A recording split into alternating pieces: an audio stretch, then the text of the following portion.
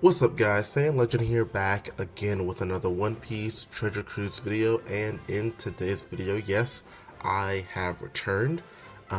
It's been a while since I've actually uploaded a video. The last video I uploaded was in July with the Arena Reiju, so it's been quite a while since that piece of content has come out in the game. A lot of things have been happening to make it to where I wasn't able to really upload any videos. Just a lot of like kind of stupid stuff and like scheduling and all that stuff, work, classes, and everything. But all that's behind me now. I'm trying to get a better handle on my schedule to try to upload more constantly now, or at least consistently. And so I'm not really gonna go into it, but what was going on these past few months.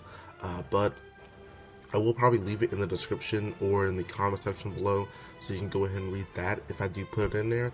But I really do just kind of want to get back into just making these videos now. I just want to kind of get back into the groove of things.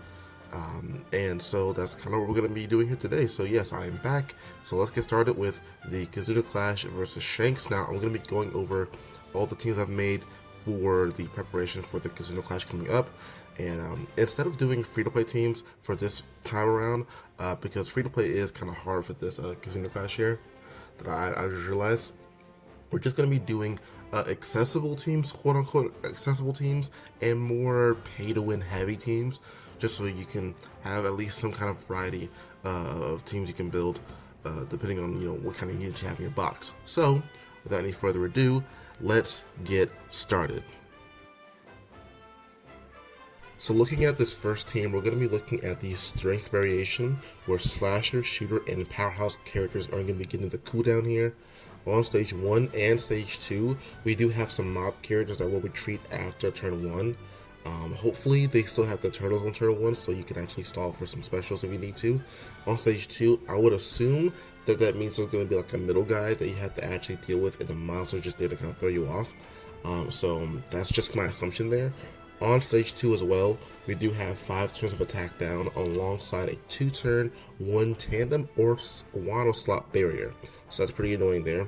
Stage 3, we have full immunity, block slots, slot locking, 5 turns of damage threshold, and 9 turns of despair alongside a damage limiter for up to 50% of the enemy's HP, meaning you probably have to take the second turn to defeat them, which in this case, what they do is at turn 1, they are going to apply a special limit of 1 to your crew for 15 turns, which means you're looking to activate 1 special basically on that turn there.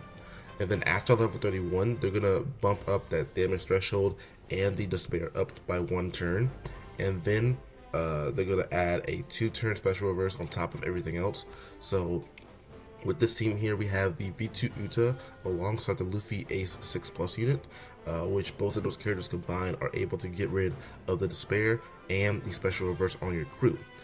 So on stage 2, we're going to be using the Uta special to get the turn progressive effect. Now we usually would use it on stage 1, but the problem being is that we have to deal with stage 3 in 2 turns. So we're going to be using her special on stage 2, and then get the 3-turn buffs up on stage 3, so we can actually have those buffs for the rest of the run. Now on stage 2, we have to deal with the barrier, which is why the Sanchu's there to get rid of the barrier for us. It also can provide a chain boundary for us too. We have the Anniversary Usopp, which can do delay, but I forget if he does a delay conditional, because Uta doesn't do the conditional boost until the next turn, I'm pretty sure. So I'll have to look back at that for a bit, but he is there to remove the attack down for us, which is really, really good. Here we're going to have to swap Ace to Luffy, because you want to start out with Ace, because Luffy is none of the classes boosted here. So Ace is a shooter character, so he will get the cooldown. So when you get to stage 2, just swap Ace to Luffy and you'll be fine. And then on stage 3, we do have the Luffy Ace special for the orb boost for 2 turns. And the Ben Beckman Lucky Root special is going to be for the chain boundary, and also can buff that orb boost from Luffy Ace. We have the 56 Zoro special to give us the damage threshold removal, and then the V2 Uta super type is going to give us the guaranteed delay on the enemy. Now ignore that VV support, I had a very different image in my head of what that support did, but instead you might want to use if you have them at all, you might want to use some what's his name, the quick chopper support unit if you have him at all. If not, it's not the end of the world. He's still doing a lot of damage with this team, but if you do have that quick chopper support that attaches to, I think, quick cerebral units, then that also is a good option for getting some kind of color affinity on this team here. But if not, like I said, it's not the end of the world. You should be able to do heaps of damage with this team regardless of that. Moving on to the next team, looking at another Uta team, which this is the 6+ quick Uta that came out with, I think, the beginning of this year, I want to say, and we have the Ace and Sabo units. So on stage 2, we have the 6+ Uta gonna use her special to get the various amounts of attack and orb boost on the next 3 turns, and the Halloween Boa is going to give us the attack down removal on that stage, alongside the base attack boost and the chain lock. Now you may be wondering how we're going to get past the barrier. Well, luckily for us, every single character on this crew has barrier penetration, so we are able to get past that barrier on stage 2. So as long as you this is it's basically like a full shooter team, except for the Lenorio and the Ganryu, because they are a striker slasher character, but they for some reason still have barrier penetration, which is why they're on a team here. Now on stage 3, we're going to be using the Film Red Shanks Legend to get the color affinity boost for this team, and also get the chain boost for this team as well. And he's going to give us some slots to block orbs. We have the Lenorio and Ganryu special to remove the threshold for us, on top of the support of the Bendekman there to get rid of the extra turn of the threshold there. We have the super swap of Yasop to give us the resistance down, and also give us the conditional boost from their special, and also a base attack boost as well. Now we have the 6+ Uta super class that gives us the buffed attack and warp boost, and then we're going to be using all of those buffs to beat the enemy the first time, and then the second time around, we're going to be using the super swap of Sabo. We're going to swap into Sabo from Ace, because again, in this instance, Sabo does not have any of the classes listed there to get the cooldown. So we got to start with Ace, swap into Sabo on that next turn, and then get the color affinity boost, and then you can use a special if you want to. Doesn't really matter there, but you should be able to comfortably beat this stage. It should give you like a lot of damage output, so you shouldn't have to worry too much about the damage output with this team in the long run.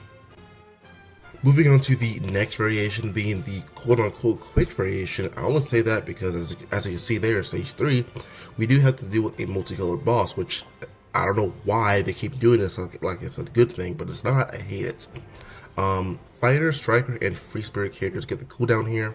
Stage 2, we have to deal with a very hefty burn alongside hunger, and with this, when you defeat that stage, if you defeat that stage, you do get hit with basically a death hit. Let's just say it out flat. Basically, it's a death hit. On stage 3, you have to deal with the boss. The HP for the boss goes from quick, dex, side, dex, quick, and that's in like 20% intervals. So it's really weird. It shouldn't really matter too much what the color of your team is, as long as you can beat the stage. As you can see, we do have the 6+ Gear 5 Luffy, so obviously the colors do not matter whatsoever. We're going to have the enemy be immune to delayed defense down and poison, which is really good, which means we can get off other conditional boosts like burn, negative, increased damage taken, all that kind of stuff. We have a 5 turns intimidation to slot boosts by reducing them by 1 turn, 5 turns of damage reduction, and then 9 turns of bind to the left side, which really sucks. Now after level 31, both that bind and damage reduction do go up by 1 turn, and then on top of that, we do get dealt with a threshold to deal with. So with this team here, like I said, we have the 5+ Gear 5 Luffy alongside the Luffy Ace as well. Once again, actually, on stage 1, we're going to be using the Treasure Map Koala special, because the way her special works is that you get an attack boost on the first time you activate her special, but then on the next turn you get a better attack boost, which is why we're using her on stage 1 to get a better attack boost on stage 2. Speaking of, we do have the Chopper unit to get rid of the burn for us, and then also give us damage reduction for that stage. And then once again, we're going to super swap into Luffy to get the chain boundary. Not saying that Luffy doesn't get the cooldown here, but you want to actually swap into Luffy, because you want to have all colors present on this team to have Gear 5 to work as well as he does. On stage 3, we're going to be using the Luffy A special once again to get the orb boost, and this time I actually get a burn conditional boost off of him as well, and also for some bind removal. Now I can't remember how much bind they get rid of. If it is only 5 turns, then obviously you bring some bind support, but if it isn't, then this is fine, obviously. Robin Jinbei, you want to swap into Jinbei to get the inside of this team here, and also also to proc the captain ability of the 6+ Gear 5 Luffy.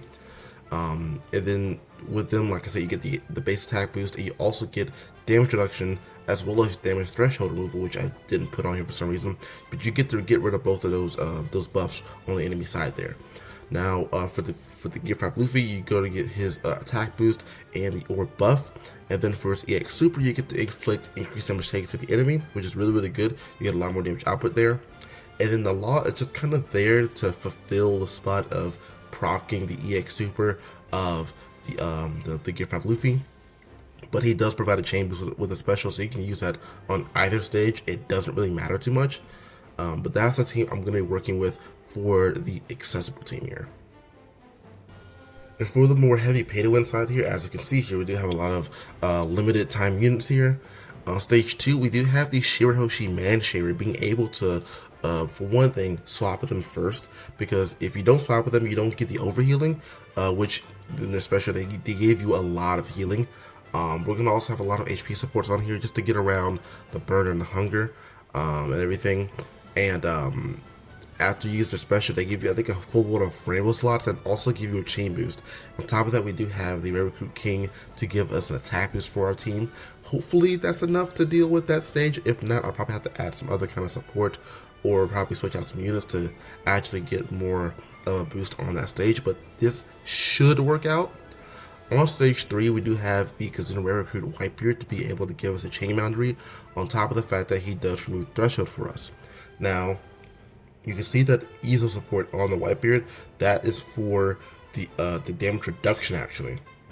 Because I keep forgetting that the Whitebeard does not get rid of reduction as well as threshold. He only gets rid of threshold, so we have the ESO support on the Whitebeard to get rid of that extra turn, because we do have the inner to get rid of the rest of the turns, but we're going to get to that in a minute because we do have to activate the Kaido special as well.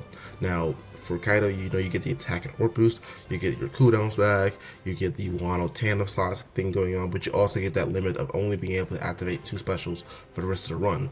So that's why we're using him after Whitebeard, because Whitebeard's chain boundary does not get blown away at all. Now we do have the super swap of Ace and Yamato being able to give us the guaranteed burn, and their special giving us the guaranteed burn conditional boost. And then we have the Treasure Map Dex Inaru being able to give us the damage reduction removal as well as a color affinity boost, which should be able to give us a lot of damage output, especially with the versus effect of Kaido giving us the increased damage taken to the enemy. So yeah, this team should be looking very solid for a very long time. And now for the final variation with the INT variation, we have Strength, Dex, and Side characters getting the cooldown here. On stage 2, we do have our HP cut by 80% alongside a 2-turn recovery bind and resilience. Now that HP is going to really matter on stage 3 as we get to in a minute. Stage 3, we have full immunity, 5 turns of intimidation for attack, base attack, and slot boost being reduced by 1 turn, which is really sucky. 1 turn special reverse, and also we have interrupts. If your HP is 90% or below, you get hit with a tap limit of 2 for 15 turns, and if you activate a conditional boost to a special, you also get your beneficial effects and the values removed, which really does suck. Now, after level 31, we have to deal with 1 turn of special reverse added onto the other turn already, so it's 2 turns, 8 turn to spare, and 5 turn damage reduction, which is really terrible. So, as you can see on the scene, we do have the 6+ Roger alongside the 6+ Stampede Luffy. Originally, I did have a condition boost being active on this team, but I realized that the enemy was fully immune to everything, so accessibility-wise, it's kind of hard to get a condition boost off of here. But anyway, on stage 2, we do have the Red Chopper, the Film Red Chopper, being able to give us all of our HP back, and then being able to, provide some extra damage with the psi resistance down to the enemy. 6+ Roger is going to give us the attack boost here alongside 6+ Cat Dog, super swapping and giving us an orb boost. So we should be able to comfortably deal with that stage right there.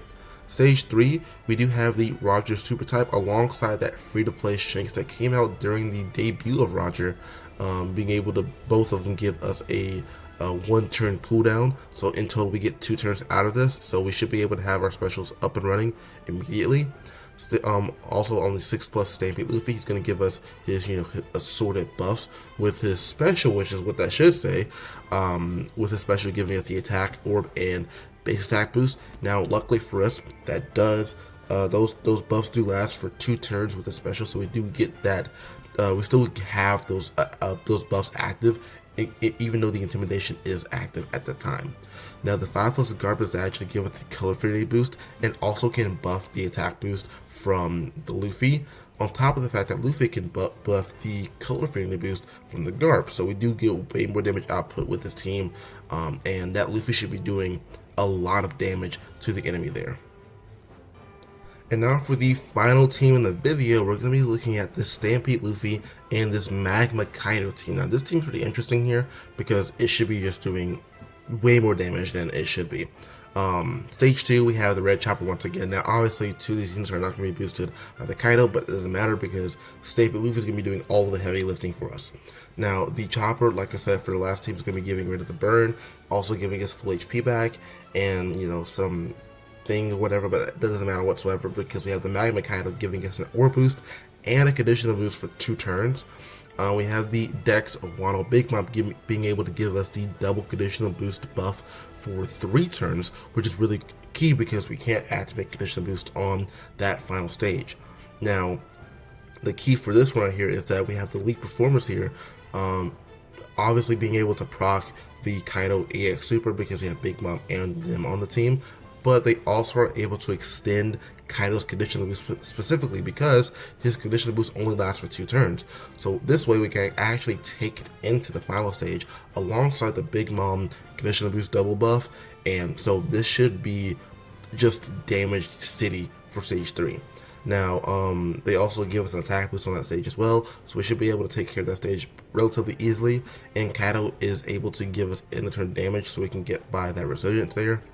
On stage 3, we're going to use the EX Super of the Kaido to inflict buffed increased damage taken to the enemy, and also provide us with some special cooldown reduction alongside that Nami as well, giving us some cooldown reduction, and also giving us the damage reduction removal and a chain boost. And then we use Stampede Luffy to get all of his buffs, and that Luffy should be hitting really hard, especially with the fact that Kaido's EX Super does provide us with Wano slots to the top 2 rows, to top 2 characters and everything. So yeah, that Luffy is going to be doing a lot of damage for this fight right here. So yeah, that's really it for the teams for this video. Hopefully they all do work. I'm able to showcase them properly. I really did enjoy making this video and everything, getting back to the groove of things, and I really hope you guys enjoyed today's video. And if you did, please leave a like, comment down below, and subscribe. It really does help the channel out, and I will see you guys in the next video.